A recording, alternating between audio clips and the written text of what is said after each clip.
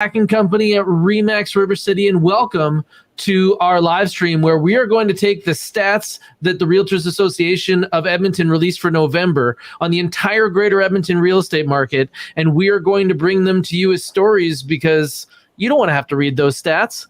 And it's information like this that's brought to you by Gravidia. That's gravitational media. And if you know a company that is really good at taking care of people, and more people should know about that, you should go to gravidia.com and see how you can grow with Gravidia. Now let's introduce our amazing teammates. This is the Hacking Company team, including Erida Lenahan. Erida, you have had just an incredible start in real estate. I can't believe how many people you talked to. I think you've talked to over 2,000 people this year. That is some great hustle. And we've also got Kim Christensen with us. Kim, you are continuing to progress every year that you are in real estate. And to believe that the reason you started was because you saw what realtors did and knew that you could do a better job. I think you sold 3 of your own houses before you got in doing it for other people. That's incredible. We are excited to hear a little bit more of your insight. And you had some great experiences in acreage territory this year, and that's hot product. So lots of neat things as we kind of close off 2021 and move into 2022. We also have Anthony D'Souza. Now, I know that normally realtors in Edmonton sell about 6 houses per year. What are you at right now, Tony? 55. Wait a second. You've almost done 10 years with real estate this year? That's right. You're looking good, fella. You're looking good for that kind of mileage. Way to take care of some families. Well, we have some new information coming out right now, and I have to say that it's not that common over the last few years that we could really be excited for real estate. I think at the close of 2020, we were just relieved that real estate was still a thing. And here we are closing 2021, and what do you think has got to be like the number one question that we all get as real estate agents? How's the market? How's the market's a big one. And what do they want to know? What's it like for me in my neighborhood?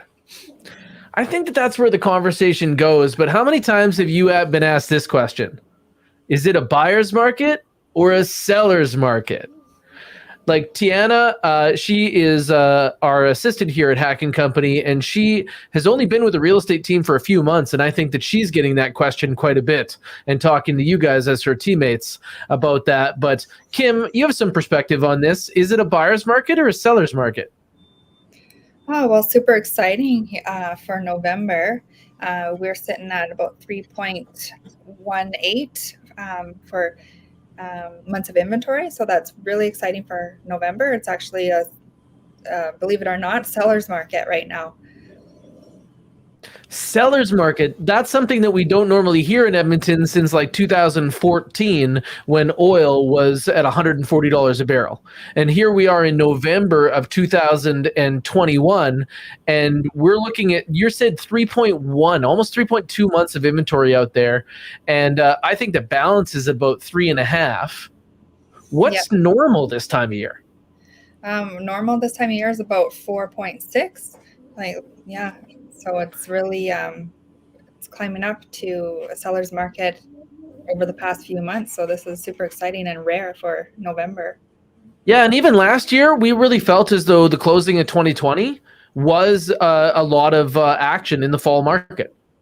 And here we are in 2021, and we're pacing at over a month of inventory less. Now, I know that we're talking about months of inventory, and what the question is it a buyer's or a seller's market? This is how you calculate that. Kim, how do we come up with these numbers? How we come up with this is months of inventory is measured on how supply is related to demand in real estate. So by calculating how long it would take to sell what's on the market right now. Oh, yeah. So we take all the houses that are on the market, divide them by the number that sold last month, and we can really kind of see the relationships of demand. And being that it's a seller's market, I think that changes how buyers and sellers feel when they get into negotiations. Like right now, if you were in one of the hotter neighborhoods, I think that we could call some of those in the bedroom communities right now. And if you were in one of those neighborhoods and you had a listing that was relatively new to the market and you had an offer that you didn't like, as a seller, are you worried about finding another buyer? No, not at all. But as a buyer, are you worried about finding another place? Man, that's crazy. What do you guys think is driving this market? Honestly, it feels like a lot of the news, the buzz about interest rates, on the rise. I think that's spurring a lot of people to kind of get started right now. Yeah, you know what? Every mortgage broker is calling us right now, and what they're watching is the bond market. They're watching the bond yield and saying that, based on this, basically the indicators are that we're going to start to see some interest rates rise.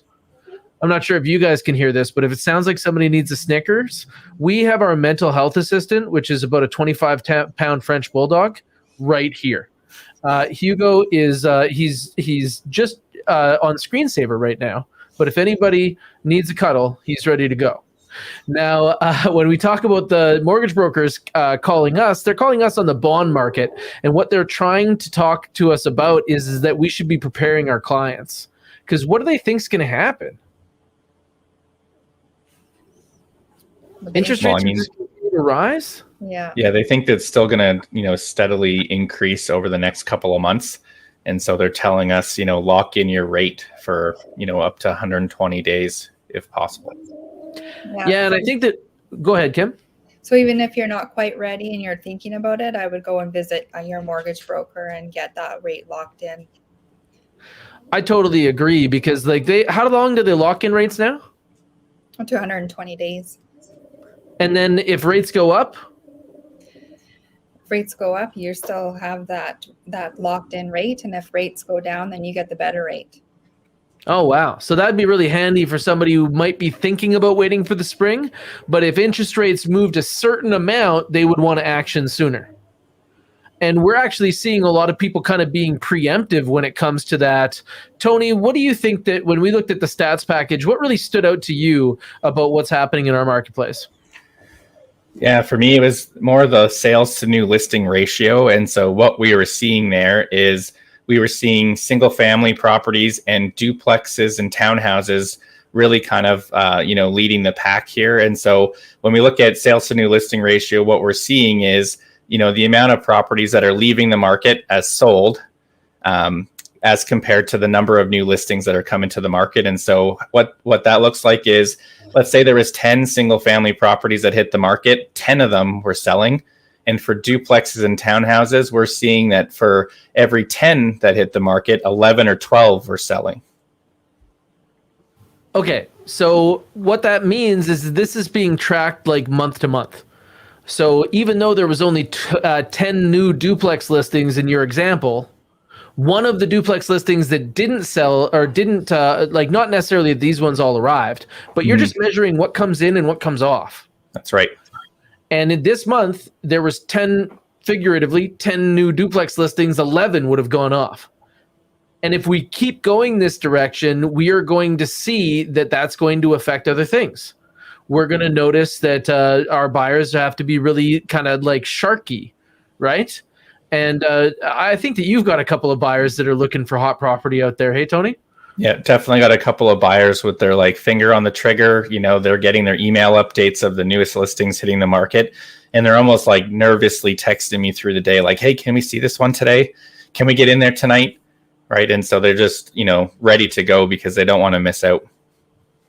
Erida, I think that was a lot of your summer and spring experience. Was that you were it was almost like the doctors, they used to carry around the pagers and suddenly they'd have to run. Did you use telephone booths to change into your realtoring close? Was it like that? Because I know that you had to be there on day zero, how many times this year with buyers? Quite a few times. But no phone booths? No. Well, that's good to hear. So duplexes and single family have been having a really good experience this year. In fact, I think that that's what we would call hot. But on the other side of the spectrum, Tony, you were mentioning for every 10 condos that got listed in a month, how many left the shelf? If there's 10 condos, only about 6 were leaving. So this is a drastically different experience. Now, we're seeing some dynamic things with buyer and seller relationships and also different properties as far as their demand right now. Erida, is that really making much change when it comes to days on market?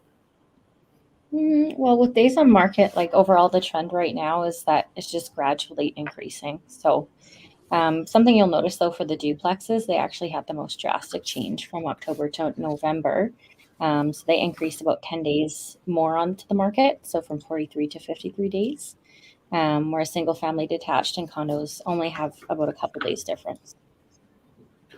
Oh, that's interesting. So we're seeing like almost what it seems to be a steady pace on those condos and single family, but it's almost like maybe there was some duplexes that were overlisted and now are starting to adjust to the market. I'm not sure what the indicator would be, but that's definitely a change that kind of bucks what we would expect.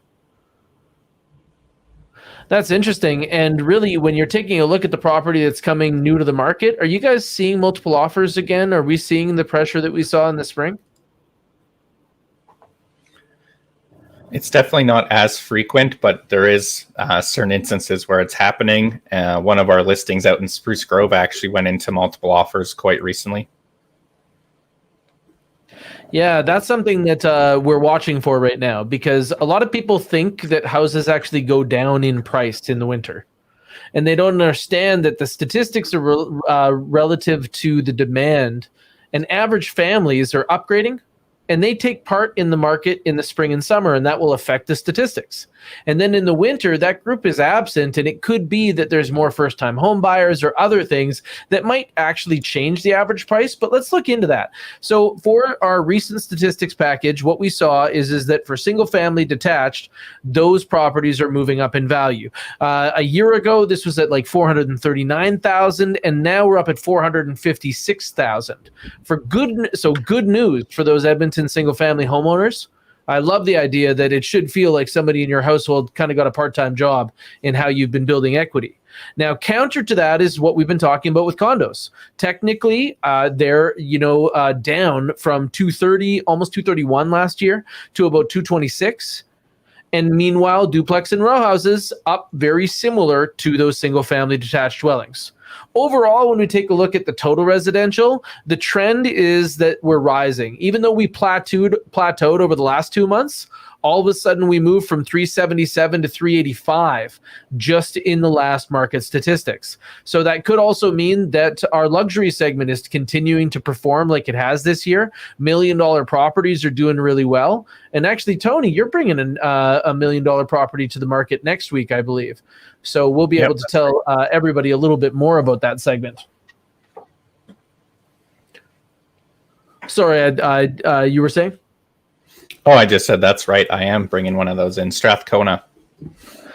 Well, nobody likes that location, so I'm sure it won't be popular at all. And I haven't seen pictures, and it's not absolutely like it's show-stopping. It should be a great thing for us to show off to the public here. Now, would you guys agree with me when we say that duplexes have been like the dark horse of 2021? In the beginning, they were pretty much classified with condos, and here they are basically winning the race in the fourth quarter.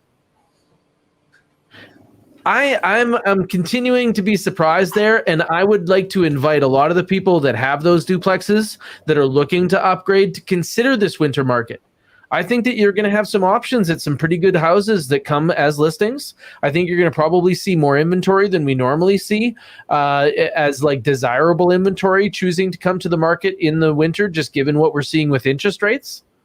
So I think that those people are going to have a really good experience. I also think that downsizers are going to be a good experience. Do you guys agree? Yep. Why do you think what a perfect fit for those duplex owners? Why do you think that downsizing is the play to make?